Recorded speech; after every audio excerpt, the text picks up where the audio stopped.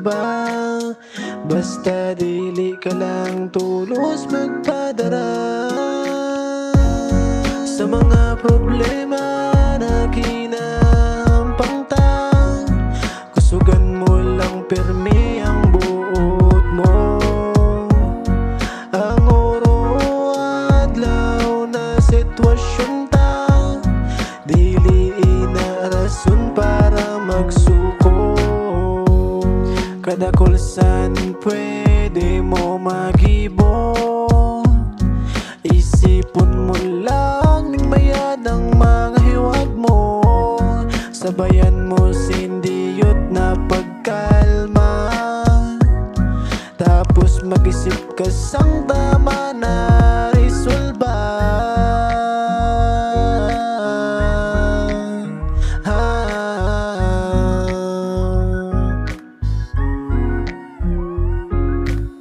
Pag-isipan bayad ang re-resolba, kaya aram ko na makakaya